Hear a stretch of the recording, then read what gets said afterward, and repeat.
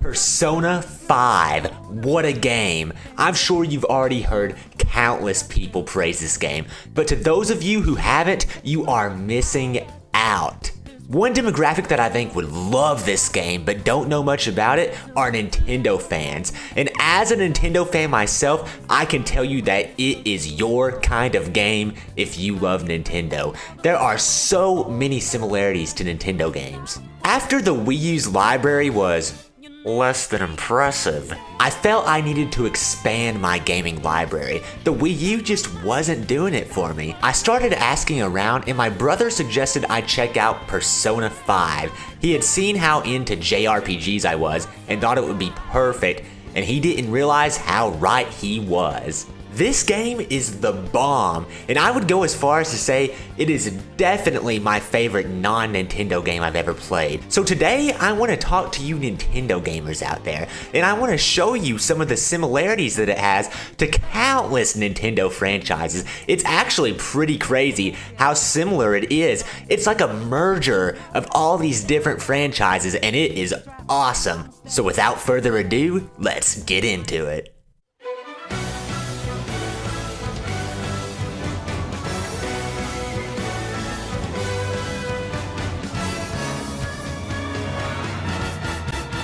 At first glance, you would look at Persona and think, well, if it's a massive JRPG, then it must be similar to Nintendo's biggest JRPG, Xenoblade Chronicles. Well, yes and no. While it's true that the games are both anime RPGs that are driven by amazing stories and boobs, I think that that's basically where their similarities end. Xenoblade is a massive open world where you can go anywhere you want and do whatever you see fit at any given time. While Persona is a much more linear experience, always presenting you with a goal and giving you a time limit to complete that goal.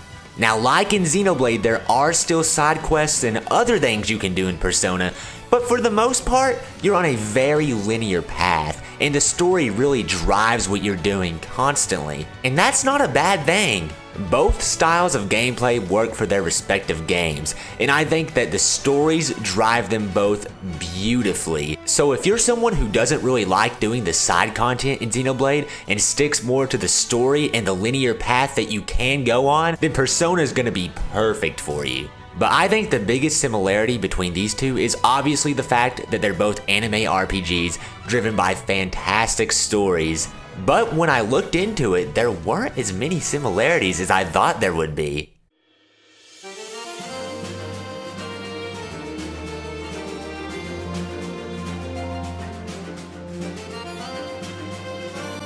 Now let's get into the way the story and the character interactions are presented. Persona's story is told almost identically to Fire Emblem's. It's actually crazy. It is uncanny.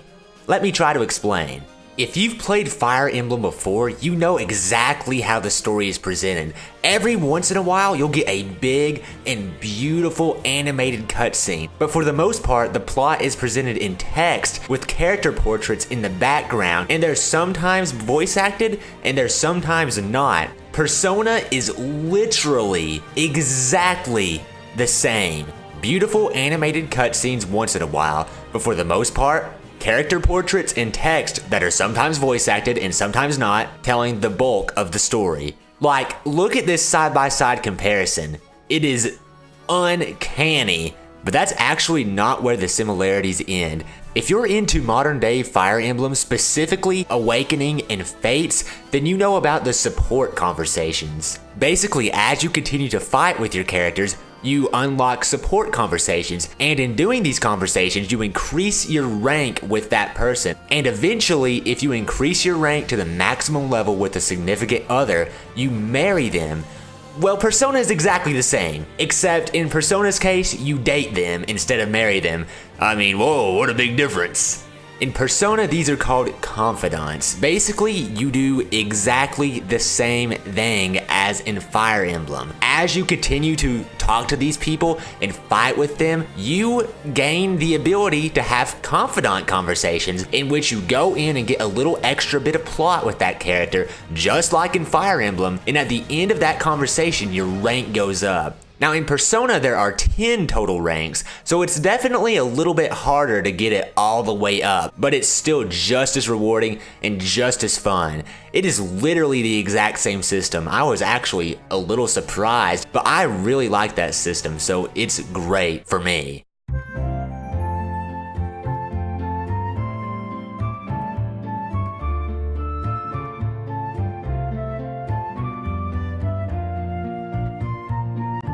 Now let's go to the battle system. It is remarkably similar to Pokemon's battle system. Just like with Fire Emblem and the story structure, it's almost uncanny how similar these battle systems are. In Persona 5, your main character can obtain masks, which contain different personas. These are basically your Pokemon.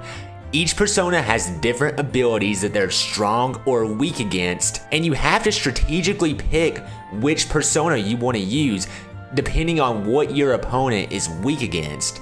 Does that sound familiar? Well, it's because it's Pokemon. Now, Persona 5's combat is a little bit more complicated than Pokemon's. It's not completely identical, but in terms of weaknesses and the whole persona aspect, it's exactly the same. You level up these personas through combat. If your persona is weak to fire, then don't use them against a fire type persona. It's the exact same rock, paper, scissors kind of deal that Pokemon has.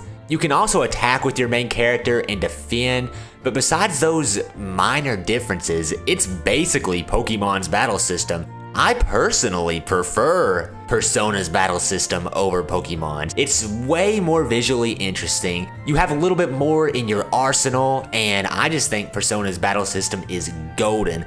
Turn-based combat can get very boring, but it really doesn't in this game.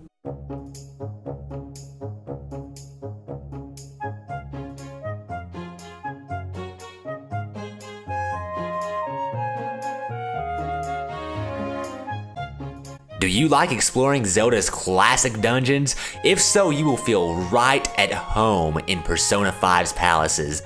They offer the same puzzle-solving, dungeon-crawling fun that any of Zelda's dungeons do, while also being more interesting from a narrative standpoint. Let me describe how palaces work. You and your friends find a person who is in need of a major wake-up call. The first being a volleyball coach named Kamoshida. He's going around the school and sexually and mentally harassing the female students and berating the male ones. He's committed multiple crimes and should be fired, but given how much power he has in the school as a volleyball coach, he can't be fired because everyone just looks the other way whenever he does something. And eventually, you and your friends get fed up with it, and you enter his palace, which is the way he sees the world through his distorted cognition. Your location is the school, in which he sees as his castle. This castle is where the palace takes place. You have to make your way all the way through Kamoshida's palace, and go through the enemies, and even see some of your main characters from his perspective. It is awesome. If you reach the end of the palace, you'll have to face Kamoshida himself, but not the real Kamoshida, the way that he sees himself. And if you can't tell by how I've described him, he thinks he's pretty strong. And if you're successful in doing that, you can change his heart and make him repent for all of the crimes he has committed and turn himself into the police. Now, I don't know about you, but when I first heard about that, I thought it was pretty awesome. That is amazing from a narrative standpoint. Even more interesting than Zelda's dungeons most of the time. In Persona, you're searching for keys, you're solving puzzles. It's very, very, very similar to a Zelda dungeon. And I love me some Zelda dungeons, so I felt right at home immediately when I entered Kamoshida's palace. Well, that's all I have for you today. If you're a Nintendo fan and you like all of these franchises I've mentioned today, there's no reason for you not to buy Persona 5, unless you can't afford it. Then you do have a reason. If you don't believe me for how good it is, I mean, it was nominated for Game of the Year alongside Super Mario Odyssey and Zelda Breath of the Wild. Yeah, it lost to Breath of the Wild, but I think we can all agree that's some pretty stiff competition to be going up against. The nomination itself proves how fantastic it is, though.